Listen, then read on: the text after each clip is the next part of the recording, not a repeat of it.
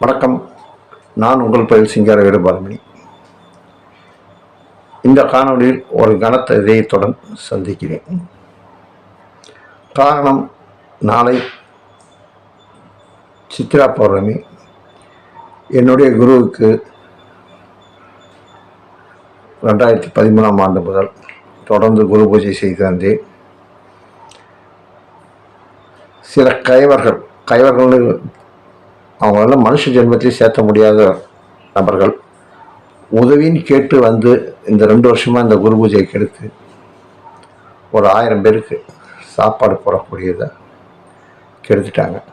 யார் யார் இந்த குரு பூஜையை கெடுத்து 1000 பேர் வயிறார உணவு உண்டுட்டு மன நிறைவோடு போனவங்களோட சாபங்கள் அனைத்தையும் நான் அவங்க அத்தனை பேர் கொடுக்க வேண்டிய சாபத்தை நான் ஒரு ஆள் கொடுக்குறேன். இந்த குரு பூஜையை கெடுத்து இதற்கு பங்கம் விளைவித்து 1000 பேர் உணவில் மண்ணள்ளி போட்ட உங்கள் அனைவரும் நேரடியாக போட்டவங்களையும் சொல்கிறேன், மறைமுகமாக போட்டவங்களையும் சொல்கிறேன், இதுக்கு உதவி செய்தவங்களையும் சொல்கிறேன், கூட இருந்து குறிப்பிச்சவங்க எல்லாத்துக்கும் சொல்கிறேன். நீங்களாம் நல்லா இருக்கணும். நீங்கள் அனைவருமே நல்லா இருக்கணும். குறிப்பாக உணவுக்கு பஞ்சமே இருக்கக்கூடாது உங்களுக்கு. ஆனால் உங்கள் குழந்தைகள் எல்லாம் இருந்தும் உணவு உண்ண முடியாமல் ஒரு நோயால் அவதிப்பட வேண்டும். அவதிப்பட்டு சித்திரவதைப்பட்டு உங்கள் சோறு சாப்பிடக்கூடாது. வேறு இட்லி, தோசை, இருக்கிற உணவுப் பொருட்கள், சிறுதானிய வகைகள் எதையுமே இன்னும் எது சாப்பிட்டாலும் அந்த குழந்தைகளுக்கு ஒத்துக்கொள்ளக்கூடாது. அதை பார்த்து நீங்கள் கண்ணீர் வடிக்கணும், வேதனைப்படணும். அந்த சிசுக்கள் மரணமே அடைந்தாலும் பரவாயில்லை. சாபம். என்னுடைய குருவுக்கு 2 வருஷமாக பூஜை பண்ண முடியாமல் விட்டதற்கான சாபத்தை விடுகிறேன் இந்த காணொலி மூலம். இப்போ காணொலிக்குள்ள போகலாங்க. அதாவது சாணக்கிய நீதி, சாணக்கிய நூல்கள், சாணக்கியன் எழுத அர்த்தசாஸ்திரம், இது எல்லாத்தையுமே நீங்கள் படிச்சிருப்பீங்க, கேள்விப்பட்டிருப்பீங்க, பார்த்துருப்பீங்க, ஒரு சிலர் படித்தும் இருக்கலாம். அதாவது கிறிஸ்து பிறப்பதற்கு முன் 400 ஆண்டுகளுக்கு முன்பு மிகவும் கொடிகட்டி பிறந்த வம்சம் நந்த வம்சம். அவன் என்னன்றது சிசுநாகன்ற ஒரு வம்சத்திற்கிட்ட இவங்க அந்த நாட்டை நந்த வம்சத்தினர் அவங்ககிட்ட போரிட்டு சண்டை பண்ணி அந்த நாட்டை பிடிக்கிறாங்க. ஆனால் நந்த வம்சத்தை சேர்ந்தவர் சத்திரியர்கள் கிடையாது. சத்திரியர்கள் அல்லாதவர்கள். அவங்க சத்திரியர்கள் அல்லாதவர்கள் நந்த வம்சத்தை இது பண்ணுறாங்க. அவங்ககிட்ட பார்த்தீங்கன்னா படைகள்னு பார்த்துக்கிட்டீங்கன்னு வச்சுங்களேன், கிட்டத்தட்ட 2 லட்சம் பேர் கொண்ட காலாட்படையும் 2000 தேர்கள், 3000 போர் யானைகள் அப்படி வச்சுக்கிட்டு ஒரு பெரும்படையை வச்சிருக்கிறாங்க. அவங்களுக்கு என்னென்னா நந்த வம்சம் வாழ்ந்துக்கிட்டு வர வர வர ஆணவமும் அவங்களுக்கு சேர்ந்து வளருது. இப்போ இருக்கிற பணக்காரங்க இருக்கிறாங்க இல்லைங்களா, உதவின்னு கேட்டு வந்துட்டு என்னோட குரு பூஜைக்கு எடுத்து நான் 10 பேர்த்துக்கு மனதார நான் செய்து கொண்டிருந்த அன்னதானத்தை கெடுத்து இருக்கிற மாதிரி அப்படி ஒரு குரூர எண்ணம் கொண்ட நந்த வம்சம், அதை அழிக்கணும்னு சாணக்கியன் சபதம் எடுக்க. ஏன்னா சாணக்கிய நூல்கள் படிச்சிருப்பீங்க, சாணக்கிய நீதி தெரியும், அர்த்தசாஸ்திரம் தெரியும், இது எல்லாத்தையுமே நீங்கள் கேள்விப்பட்டிருப்பீங்க. சாணக்கிய சபதமும் கேள்விப்பட்டிருப்பீங்க. இந்த சாணக்கிய சபதத்தை மட்டும்தான் இதுன்றோம். இந்த சாணக்கியன் எப்படி நந்த வம்சத்தை கடைசி அந்த வாரிசவரை பார்த்தீங்கன்னா விட்டு வைக்கல. படத்தில் விஷத்தை கொடுத்து கொள்கிறோம். அந்த காலம் அது. இந்த காலத்தில் நம்மளால சாபம் மட்டும்தான் விட முடியும். உண்மையிலேயே நான் வணங்கக்கூடிய அந்த சித்தரும் சிவனும் என் பெருமான் ஐயனும் கண்டிப்பாக என்னுடைய இதை நிறைவேற்றுவாங்க. எப்படி நான் நினைச்சது ஒன்றொன்றும் இன்று வரை நிறைவேறிக்கொண்டே வருகிறதோ அதே போல் இப்போ நான் விட்ட சாபமும் நிறைவேறும். அதே போல் சாணக்கியனும் பார்த்தீங்கன்னா அவன் எதுக்கு சபதம் வர்றான்னா, அதாவது அர்த்தசாஸ்திரத்தை மகத நாட்டில் அரங்கேற்றிடுறான். அரங்கேற்றிக்கிட்டு வரான். வரும்போது பார்த்தீங்கன்னா நந்த பேரரசை விருந்து நடக்குது. அந்த விருந்துக்கு வந்து எல்லாம் பல நாட்டு மன்னர்களும் ஓலை அமைச்சிருக்கிறாங்க. அந்த ஓலையை கொண்டு வந்து காமிச்சிட்டு எல்லா மன்னர்களும் கலந்துக்கிறாங்க. கலந்துக்கும் போது சாணக்கியனும் போகிறான். அங்கே போகும்போது அந்த வரவேற்பாளர் வந்து இதுன்னு இது மாதிரி போய் கேட்க சொல்கிறான். நீங்கள் யார் ஐயா பார்க்கறதுக்கு வந்து ஒரு இது மாதிரி பரதேசி மாதிரி இருக்கிறீங்க, யார் என்னன்னு. நான் தான் அர்த்த சாஸ்திரத்தில் நான் சாணக்கியன்னு சொன்னேன். ஐயா நீங்களா வாங்க அப்படின்னு சொல்லி அவன் உள்ளே கூட்டிக்கிட்டு போயிடறான் விருந்துக்கு. விருந்துக்கு போனோன்னா அங்கங்கே ஆசனங்கள் இருக்குது, அங்கே அரசர்கள்லாம் இருப்பாங்க. அங்கே அதாவது வந்து நந்த வம்சத்து அரசரக்கம், அவருடைய அமைச்சர் ராட்சசன், அப்புறம் இன்னொருத்தருக்கு வந்து இந்த 3 நாற்காலிகள் போடப்பட்டிருக்குது. அதில் வந்து என்ன பண்ணிடுறான், சாணக்கியன் போய் உட்காந்து தங்கத்தட்டில் உள்ள அந்த விருந்துக்கு வந்து தங்கத்தட்டு வச்சுருக்கிறாங்க, அதில் போய் உட்காந்தோம். அந்த அப்போ வர அந்த நந்த வம்சத்து பேரரசன் வந்து ஒரு பரதேசிக்கு வந்து தங்கத்தட்டில் சாப்பாடா அப்படின்னு சொல்லி அவமானப்படுத்தி தள்ளி விட்டுறான். அங்கே வந்து அவன் அவமானப்படுறான். கிட்டத்தட்ட நானும் அதே மாதிரி அவமானப்பட்டிருக்கேன். அங்கே கீழே விழுந்த உடனே எழுந்து என்ன பண்ணுறான்னா அவனோட குடுமி அவிஞ்சிருது. இந்த நந்த வம்சத்தை வேரோடு கருவறுத்த பின்பே இந்த அவிழ்ந்த குடுமியை முடிவேன்னு சொல்கிறான். மேற்கொண்டு நாடக காவலர்னு அழைக்கப்பட்ட திரு ஆர்.எஸ். மனோகர், முன்னாள் நடிகர், புரட்சித் தலைவர் எம்ஜிஆர் படத்துலலாம் பார்த்தீங்கன்னா வில்லனாக வந்திருப்பார். அவருடைய நாடகங்கள் வந்து மிக பிரம்மாண்டமாக இருக்கும். செட்டுங்கள்லாம் வந்து ரொம்ப அருமையாக இருக்கும். ஒரு சில நாடகங்களில் இலங்கேஸ்வரன் இந்த மாதிரி நாடகங்கள்லாம் நான் போய் பார்த்துருக்கிறேன். இந்த நாடகம் சாணக்கிய சபதமும் நேரில் போய் பார்த்துருக்கேன். அது வந்து கலைவாண நாடகத்துலேயே ராணி சீதை மன்றத்துலேயே பார்த்த மாதிரி ஞாபகம். இப்போ ஒரு கிட்டத்தட்ட அப்போ எனக்கு வந்து ஒரு 20 வயசு இல்லை ஒரு 19 வயசு 20 வயசு தான் இருக்கும். அப்போலாம் வந்து எங்களுக்கு வந்து சபாவில் வந்து எங்களுக்கு டிக்கெட் வரும். போய் பார்த்துருக்கிறேன். அதை வந்து சென்னை தொலைக்காட்சி நிலையம் வந்து தயாரித்து இது பண்ணுச்சு. ஜிபிஆர்னு ஒருத்தர் வந்து தயாரிச்சிருந்தார். அவருக்கு இப்போ அந்த நாடகத்தில் வந்து சில பகுதியிலே வந்து நம்ம ஒளிபரப்புறோம். நம்ம சேனலில் ஒளிபரப்பில் மிக பெருமை அடைகிறேன். ஏன்னா அந்த சாணக்கியன் பட்ட அசிங்கம் அவமானம் நானும் பட்டிருக்கிறேன். அமன் சந்திரகுப்த மௌரியன்ற மிகப்பெரிய ஒரு அதாவது நந்த பேரரசால் விரட்டியடிக்கப்பட்ட மகத பேரரசாலும் விரட்டியடிக்கப்பட்டு ஒளிந்து வாழ்ந்து கொண்டிருந்த சந்திரகுப்த மௌரியனை கொண்டு, மிகப்பெரிய ஒரு வீரனை கொண்டு அவன் அவ்வளோ பெரிய ஆட்சியை அழித்து தன்னுடைய சபதத்தை நிறைவேற்றி கொண்டான். நான் சாதாரண மனிதன். வார்கள் தொடர்ந்து அந்த நாடகத்திலிருந்து சில பகுதிகளை காணலாம்.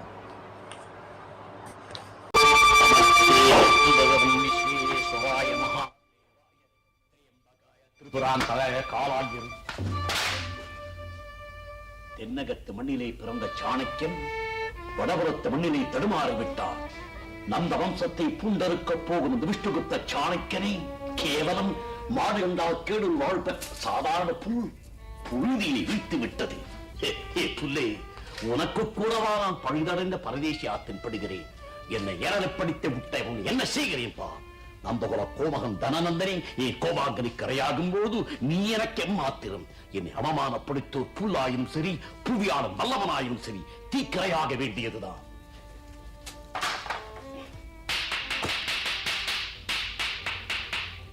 எரியட்டும், எரியட்டும். என்னை என்று நயாடிகள் கொள்ளியிலிருந்து வேகட்டும். காடு முழுவதும் தீ பரவட்டும். சாணக்கின் சினத்தோடு விளையாடியோர் தகதகன கொழுந்து விட்டையும் தனிருப்பை என்று சாகட்டும். காடு முழுவதும் தீ பரவட்டும். யார் சிரிப்பது? சீரழித்து விடுவேன். புல்லை எரித்து உள்ளம் பூரித்து நிற்பவரை கண்டு சிரிக்காமல் என்ன செய்வது? இந்த விஷ்ணுகுப்த சாணக்கியனைத்தால் புல்லை மட்டுமல்ல ஊரையும் எரிப்பான், நீரையும் எரிப்பான், ஏன் இந்த பாறையும் கூட பஸ்மமாக்குவான். விஷ்ணுகுப்த சாணக்கியன் என்னை தெரியவில்லையா? விஷ்ணுகுப்தரே, யார்? நான் தான் சந்திரகுப்தன். சந்திரா, சாணக்கியன் கண்டுவிட்டு பகலை சந்திரனை பார்த்துவிட்டு நான் பாக்கிசாலி. நீங்கள் எப்போது சாணக்கியரை பாரதிபுரம் வந்தீர்கள்? நேற்று தான் வந்தேன். சந்திரா, இந்த இடைக்காலத்தில் நீ என்னை மறந்து விட்டு இருப்பாய் என்று நினைத்தேன். என்ன சாணக்கியரே அப்படி சொல்லிவிட்டீர்கள்? 10 ஆண்டுகளுக்கு முன் உங்கள் தந்தை ஜனகரின் மாணவனாக நான் குருகுலம் வந்திருந்த போது தென்னாட்டில் நாம் கழித்த இன்ப நாட்களை எல்லாம் அதற்குள் மறந்தா விடுவேன். அடடே, குருகுலத்துல உன்னோட படிச்சுட்டு இருந்ததா அடிக்கடி சொல்வியே, அந்த சாமி இவர்தானா? ஆமிராடா, இன்னொரு சமயம் எட்டாத கிளையில இருக்கிற பழத்தை பறிக்கிறதுக்கு முயற்சி செஞ்சு அது கிட்டாம போனதும் மரத்தையே வெட்டி சாச்சி பழத்தை பறிச்சு சாப்பிட்டாருன்னு சொன்னீங்க, அந்த சாமி கூட அதே சாணக்கியர் தான். சந்திரா, இவர் யாருன்னு நீ கூறவில்லை. இவன் சாமி அடியனுடைய திருநாமம் விராடன். விராடன். சந்திரகுப்தனுக்கு விளையாட்டு தோழனும் நான் தான், விதூஷகனும் நான் தான். சுருக்கமா சொன்னா வரது என்கிறாயா? இல்ல சாமி, வரதுகள் போல் இருக்கிறது. நீங்க என்ன அவன் அங்கங்கமா பிரிக்கிறீங்க? அதாவது உடலும் உயிர்னு சொல்ல வந்தேன். சந்திரா, சாமி கிட்ட பேசிட்டு நான் ராஜமண்டபத்துக்கு போய் விருந்துக்கான ஏற்பாடுகளை செய்ய. சீக்கிரமாக வேண்டாம் சந்திரகுப்தா. மகநாட்டு மாலை வாசி வைக்கும் விருந்துகள் மானத்தை மறக்கடிக்கும் மருந்துகள் என்பதை நான் நேற்றே நன்குணர்ந்து விட்டேன். எனக்காக நீ எதுவுமே செய்ய வேண்டாம். ஏ சாமி, ஏதாவது விரதங்களா? விரதம் தான் விராடா, கடுமையான விரதம். அவிழ்ந்த குடுமையை முடிவதில்லை இந்த பயங்கரமான விரதம். சின்ன சாமி எதையோ சொல்லி கதையை மாத்துறீங்களே. விளங்கவில்லை சாணக்கியர். விளக்குகிறேன். விராடா, நீ அந்த பக்கம் சென்று யாராவது வருகிறார் அதை பார்த்துக் கொண்டிரு. சாமி, சந்திரகுப்தா, 8 ஆண்டுகளுக்கு முன் தென்னாட்டில் என் தந்தை உன் குரு சனகர் இறந்து விட்டார். காலமரை அழைத்துக் கொண்டான். காலம் ஓடியது.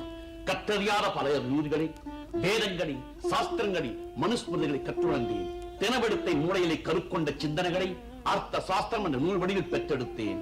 அந்த அரசியல் வழிகாட்டி துணையாக்கிக் கொண்டு திக்விஜயம் புறப்பட்டேன். வரும் வழியில் வாராசி பண்டிதர் விவாதத்தை தோற்கடித்தேன். பிரசித்தி பெற்ற பிரயாக புலவர்களை புறம் கண்டேன். என் புகழ் வளர்ந்தது.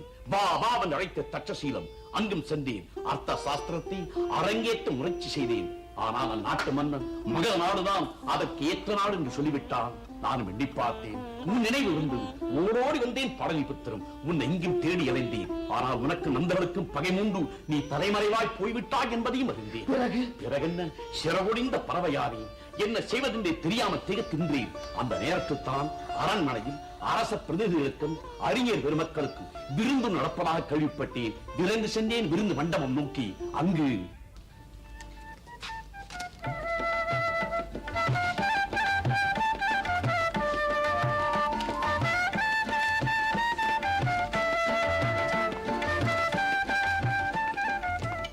காந்தார் நாட்டு இளவரசரா? எங்கே தங்கள் தந்தையார் வரவில்லையா? பின்னால் பெரும் படையோடு வந்து கொண்டிருக்கிறார். விருந்துக்கு பெரும் படையே வருகிறதா? வரட்டும் வரட்டும், நீங்கள் சொல்லுங்கள். பின்புறம்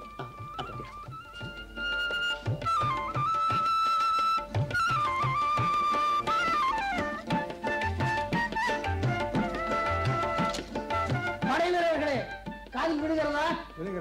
பல்லக்கை இறக்கி வைத்து விட்டு படுத்துறாங்க. நான் உணவருந்து விட்டு வந்து எழுப்புகிறேன். போங்க. சிச்சி, என்ன மேலாடை? ஐயா, என்னை அழைத்தீர்? ஆமாம். ஏன் அழைத்தீர்? எங்கே இவ்வளவு அவசரமாக சென்று கொண்டிருக்கிறீர்? விருந்து நடப்பதாக கேள்விப்பட்டேன். பறந்து கொண்டு சென்று கொண்டு இருக்கிறேன். விருந்திற்குண்டான அனுமதி ஓலை இருக்கிறதா? நிறுத்துவையா, என்னையா செய்தி? சிரித்தேன்.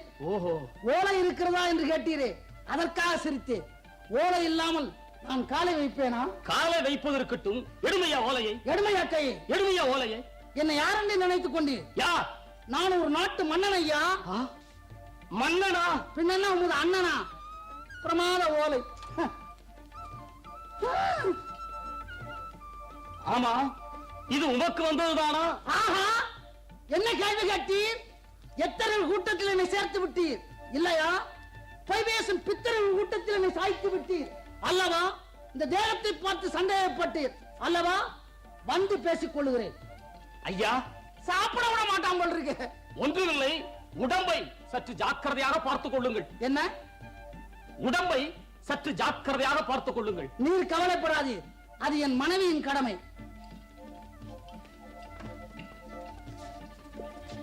யாரையாடி புதிய மனிதன்? இந்த உலகிற்கு நான் பழைய மனிதன் தான். உமக்கு இந்த ஊருக்கு வேண்டுமானால் நான் புது மனிதனாக இருக்கலாம். என்னையா குரலில் அதிகாரம் துணிக்கிறதே? என் குரல் விசேஷமே அதுதான். இந்த விஷ்ணுகுப்த சாணக்கிய நாவில் இருந்து வெளிப்படும் வார்த்தை நாதமே அப்படித்தான் இருக்கும். விஷ்ணுகுப்த சாணக்கிய சுவாமி, என்னை மன்னிக்க வேண்டும். தோற்றத்தை வைத்து உங்களை சாதாரணமாக எடை போட்டு விட்டேன். நல்லவரே, உங்கள் பெயர் என்னவோ? தாயார் வைத்த பெயர் ஜீவன், தந்தையார் வைத்த பெயர் சக்தி, அடியேனாக பார்த்து வைத்துக் கொண்ட பெயர் ஜீவசக்தி. சபாஷ், சக்தி ஜீவனுக்குள்ளே சுழல்வதுதான் சிருஷ்டியின் ரகசியம். அறிஞர் பெருமகனே, வாருங்கள், உங்களை நானே விருந்து மண்டபத்திற்கு அழைத்து நல்லது, நல்லது.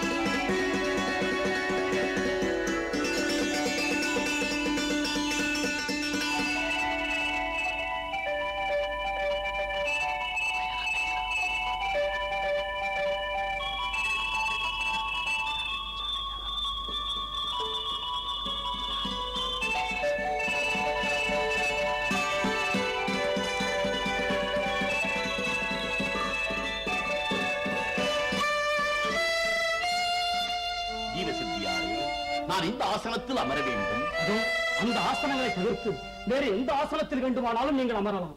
அந்த ஆசனங்கள் யாருக்காக போடப்பட்டிருக்கின்றன? மத்தியில் போடப்பட்டிருக்கும் சிம்மாசனம் மன்னருக்கு, அதன் அருகில் போடப்பட்டிருக்கும் சிம்மாசனம் தளபதி ராட்சசருக்கு, மற்றவை மந்திரி பிரதானிகளுக்கு. அந்த முதல் ஆசனம் அது இந்த தலைமுறையில் சிறந்த மேதை என்று தேர்ந்தெடுக்கப்பட்ட ராஜகுரு சுபந்திற்காக போடப்பட்டிருக்கிறது. பேசத் தெரியாத சுபந்துதான் இந்த தேசத்தின் மேதையோ? சுவாமி, ராஜகுரு சுபந்துவை அவமதித்து பேசாதீர்கள். வேந்தருக்கு வேண்டியவர். வேந்தருக்கு வேண்டியவன் அந்தரங்கத்தில் நெருங்கி வந்ததற்காக பகிரங்கத்தில் பொன்னாசனம் போட்டு புகழ் மாலை சூட்டி ஞானி, அறிஞன், மேதை என்றெல்லாம் வாய்ப்பறை அடிப்போரை இந்த சாணக்கியன் மன்னிக்க மாட்டான். கற்றுழந்த பெருமக்களே, நீங்கள் கூறுங்கள், பூனைக்கு சூடு போட்டு இதுதான் புலி என்று நிறுத்தினால் நீங்கள் சிரிப்பீர்களா, சரிதான் ஏற்பீர்களா? நாடு நகைத்து விட்டது. மேலைகளின் மானம் காக்கும் பொறுப்பை இது இந்த விஷ்ணுகுப்த சாணக்கிய ஏற்க தயாராகிவிட்டால் என் வினாக்களுக்கு விடை கொடுத்தால் தான் அந்த மகாமேத சுபந்து அந்த ஆசனத்தில் அமர முடியும். இல்லையே, பொறுத்திருந்து பாருங்கள்.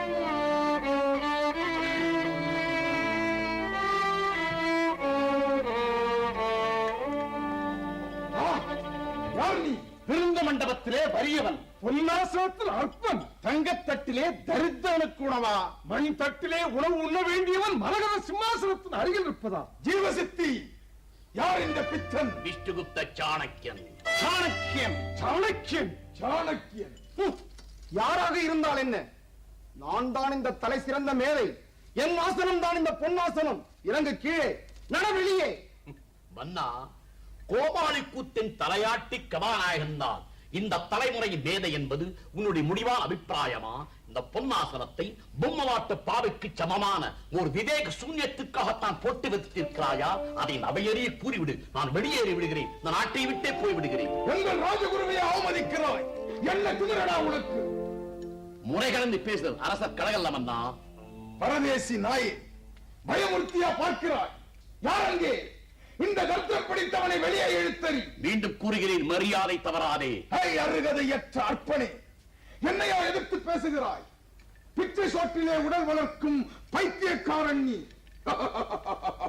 பாராளும் தார்வேந்தன் நான்.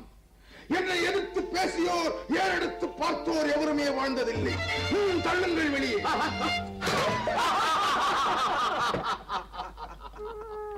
ராஜன், விஷ்ணுகுப்த சாணக்கியரை, தென்னாட்டு மேலையை, ஆர்த்த சாஸ்திர வித்தையின் கொடியிலே அவமதித்து விட்டாய்.